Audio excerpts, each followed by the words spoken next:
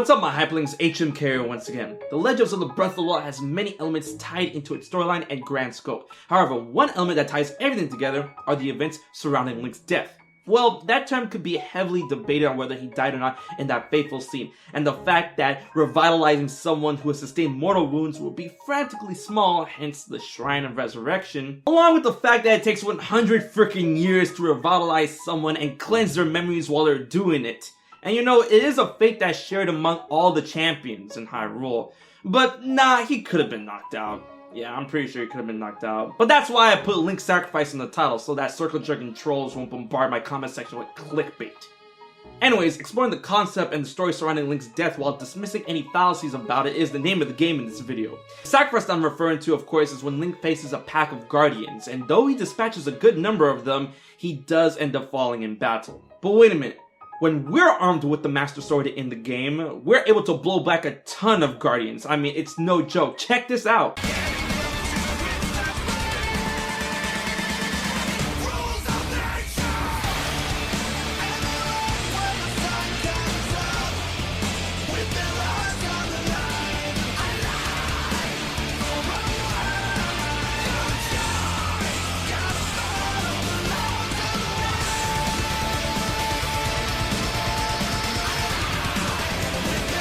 So with that being said, how did Link fall against a bunch of guardians if we're able to body them in-game? Well, the one particular reason is that, like him, his weapon of choice, the Master Sword, ended up in horrendously bad shape by the time he fell. And also, the only reason why he was facing those guards in the first place was to protect Zelda as her royal guard. Other than some dirt, Zelda was completely unscathed by that attack. Well, thanks to Link. Sure, Link was able to dispatch a good number of guardians, and when we play as him 100 years later, we're able to use strategies to rack up the body count of guardians. However, Link really didn't have that luxury back in the day. Link's job wasn't destroying guardians, he wasn't some sort of guardian hunter. His job was protecting Zelda. Her life came before his own. Her complete and utter safety was his #1 priority. Combine that with the fact that Link's only piece of equipment was the Master Sword when facing these guardians. No bow, no shields, no Sheikah Slate. So his options were extremely limited. So with the Guardian's high durability, detection rate, mobility, range, and firepower, combined with everything I said, you know, Link's #1 priority, protecting Zelda, it was only a matter of time before he faced his demise, no matter how skilled he was.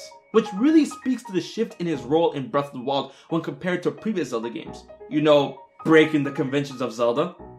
What I mean is that Link's original and true role in Breath of the Wild was not that of hero or savior. Although he was chosen by the Master Sword and he had to be the one to smite the calamity out of Ganon, his true role was that of protector, or guardian if you will.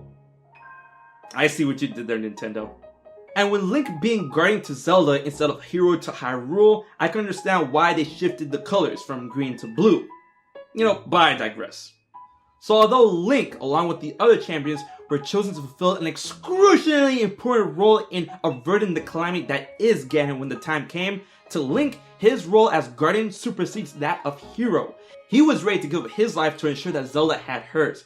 Which speaks volume because in all of the Zelda lore that is present throughout the series and even presented to them in-game, both Link and Zelda were necessary in sealing Ganon away. So, despite all of that, Link resigned to his role as Guardian and discarded his role as hero, all for the sake of Zelda.